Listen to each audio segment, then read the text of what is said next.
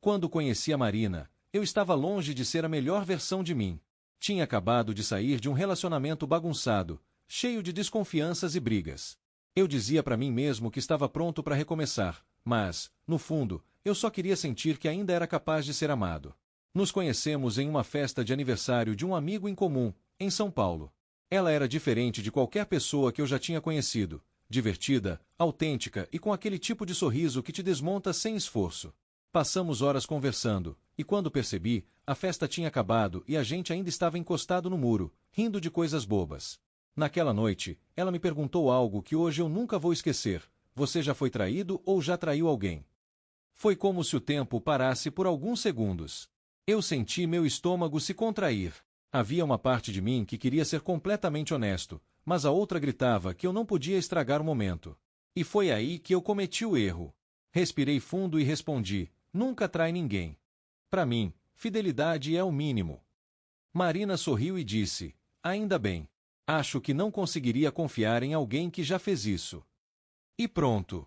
Naquele instante, uma mentira pequena, que parecia inofensiva, virou parte da nossa história. No começo, parecia não ter importância. A gente se dava tão bem. Saíamos todos os fins de semana, cozinhávamos juntos, fazíamos planos. Quando ela dizia que confiava em mim de olhos fechados, eu sentia orgulho e culpa, ao mesmo tempo. Às vezes, quando ela dormia, eu ficava olhando para ela e me perguntava: será que ela continuaria me amando se soubesse quem eu fui de verdade? Eu tinha traído minha ex uma vez, anos atrás. Foi durante uma fase horrível, cheia de brigas e afastamento. Eu me arrependi logo depois, mas nunca tive coragem de contar. Achei que era coisa do passado, que eu tinha aprendido a lição. Mas, ao esconder isso de Marina, percebi que a mentira me mantinha preso naquele mesmo erro. Os anos passaram, e a culpa começou a crescer. Às vezes, uma conversa qualquer sobre confiança me deixava tenso. Quando ela falava algo como "você é a pessoa mais sincera que eu conheço", eu sentia um nó no peito. Até que um dia, durante uma viagem que fizemos para Paraty, ela me olhou do nada e disse: sabe, eu acho que o segredo do nosso relacionamento é que a gente é 100% verdadeiro um com o outro. Foi ali que eu percebi que não dava mais para continuar fingindo. Na volta daquela viagem, a culpa me acompanhou como uma sombra.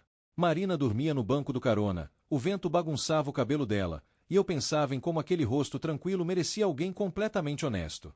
Eu não era essa pessoa, ainda. Nos dias seguintes, comecei a sentir um peso no peito cada vez que ela dizia que me amava.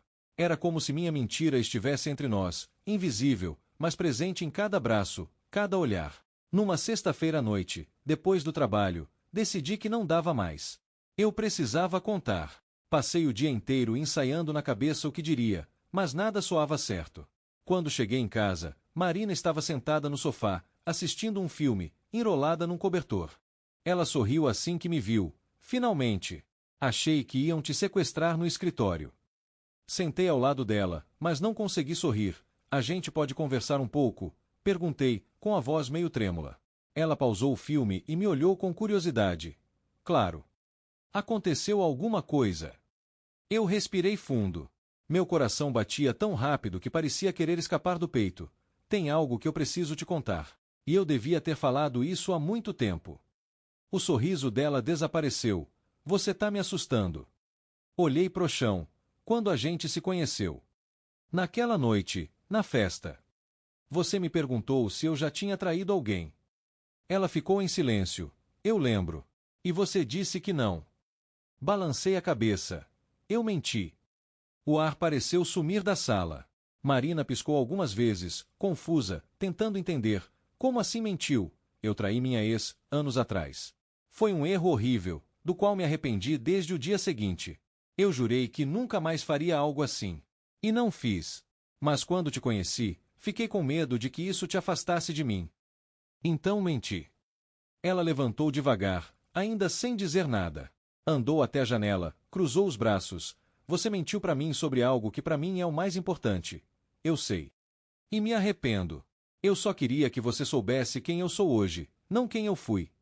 Ela virou o rosto, os olhos marejados, mas você me deixou acreditar numa mentira por anos. Tentei me aproximar, mas ela deu um passo para trás. Eu não sei o que é pior, o que você fez lá atrás ou o fato de ter escondido isso de mim. Fiquei parado, sem saber o que dizer. Tudo que vinha à cabeça parecia insuficiente. Depois de alguns segundos, ela apenas murmurou: "Eu preciso de um tempo." Pegou o celular, a bolsa e saiu. O som da porta batendo ecoou no apartamento, e eu fiquei ali, sozinho, com o peso da verdade finalmente dita, e o medo de ter perdido tudo. Naquela noite, eu não dormi. Olhava pro teto, tentando entender se tinha feito a coisa certa. Parte de mim dizia que sim, que a verdade era necessária. Mas outra parte gritava que, talvez, eu tivesse destruído o melhor capítulo da minha vida. Nos dias seguintes, a casa parecia outro lugar. O silêncio dominava cada canto, e até os objetos pareciam me julgar. O sofá onde a gente ria, a caneca que ela sempre usava de manhã, o perfume dela que ainda pairava no ar, tudo me lembrava o que eu tinha perdido. Marina não voltou naquela noite. Nem na seguinte. Mandei mensagens, tentei ligar, mas as respostas nunca vinham. O visualizado, sem resposta do WhatsApp, virou meu pesadelo. Na segunda-feira, ela finalmente respondeu, com uma mensagem curta: "Preciso de espaço. Não me procura por enquanto." As palavras eram simples, mas doeram mais que qualquer grito. Durante o trabalho, eu mal conseguia me concentrar. Ficava imaginando o que ela estaria pensando. Será que ela me odiava? Será que estava conversando com alguém, tentando entender o que fazer? Meus amigos notaram que algo estava errado. "Cara, você tá péssimo." "Brigaram?" perguntou Felipe, meu colega de escritório. Balancei a cabeça, tentando parecer calmo. Eu menti para ela. Sobre uma coisa antiga. Ela descobriu. Ele soltou um assobio. Complicado. "Mas, se foi antes de vocês, talvez ela entenda." Mas eu menti. E por anos. Felipe ficou em silêncio. E, naquele silêncio, eu entendi que nem ele sabia o que dizer. Voltar para casa à noite era o pior momento do dia. O apartamento parecia grande demais sem ela.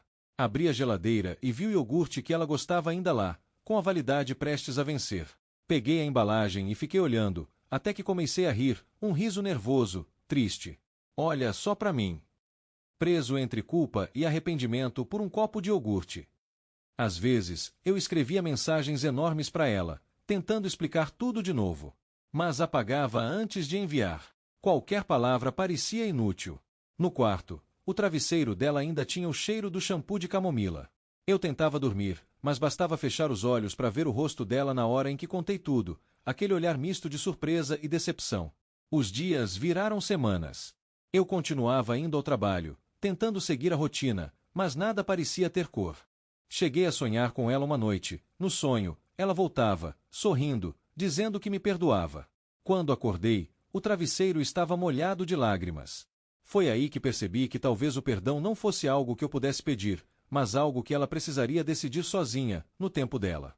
Mas, ainda assim, uma parte de mim não conseguia aceitar. Eu queria lutar, mostrar que era um homem diferente. Mesmo que ela não acreditasse em mim agora, eu queria provar, com atitudes, que nunca mais seria o mesmo cara que errou lá atrás. Depois de quase um mês de silêncio, decidi que precisava fazer algo. Eu não aguentava mais ficar parado esperando um milagre. Sabia que talvez ela nunca me perdoasse, mas precisava mostrar que o arrependimento não era só discurso. Comecei com o mais simples. Escrevi uma carta. À moda antiga, com papel e caneta. Escrevi e reescrevi mais de 10 vezes, tentando colocar tudo o que eu sentia em palavras: a vergonha, o medo, o amor, o arrependimento. "Eu não quero que você me perdoe agora. Só quero que saiba que eu me arrependo, e que o homem que te mentiu não é o mesmo que te ama hoje." Dobrei a carta, coloquei no envelope e deixei na portaria do prédio dela, junto com um pequeno buquê de girassóis, as flores que ela dizia aparecerem com o sol. Nenhuma resposta. 2 dias depois, mandei uma mensagem curta: "Espero que você esteja bem. Não quero te pressionar, mas estou aqui, se quiser conversar." Visualizado. Sem resposta. Foi difícil não insistir. Cada fibra do meu corpo queria correr até ela, bater na porta e implorar por uma chance. Mas, ao mesmo tempo, eu sabia que insistir demais poderia afastá-la ainda mais. Comecei a tentar cuidar de mim, ou, pelo menos, fingir que conseguia. Voltei para a terapia, algo que eu tinha parado há tempos. Nas primeiras sessões, percebi que minha maior luta não era reconquistar Marina, mas me perdoar. O terapeuta me perguntou: "Você se arrepende do que fez ou de ter sido descoberto?" Aquilo me atingiu como um soco. Fiquei em silêncio por alguns segundos, depois respondi: eu me arrependo de ter mentido. Porque agora eu vejo que o medo de perder alguém me fez perder quem eu era. Ele apenas assentiu. Então talvez seja hora de mostrar isso, não com palavras, mas com constância. Decidi que, se ela quisesse ver alguma mudança, ela veria, mesmo à distância. Continuei enviando pequenas mensagens uma vez por semana, sem cobranças, só para dizer que eu ainda estava lá.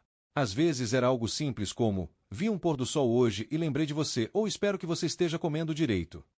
Nenhuma resposta. Até que, um domingo à tarde, quando já estava quase desistindo, ouvi o celular vibrar. Era uma mensagem dela. Recebi sua carta. Não sei o que sentir ainda. Mas obrigada por não insistir. Meu coração disparou. Não era perdão, mas era algo. Um sinal. Respondi apenas: leve o tempo que precisar. Eu só quero que saiba que continuo torcendo por você, mesmo de longe. Ela visualizou, mas não respondeu. Mesmo assim, pela primeira vez em semanas, consegui respirar um pouco mais leve. Naquela noite, saí para caminhar.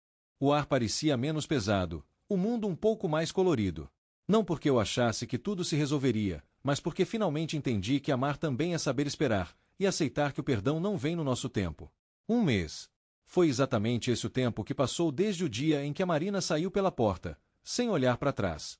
Um mês de silêncio, de arrependimento e de noites mal dormidas. Eu achava que o tempo diminuiria a culpa, mas parecia o contrário. Quanto mais os dias passavam, mais eu sentia o peso do que tinha feito. No trabalho, eu funcionava no automático.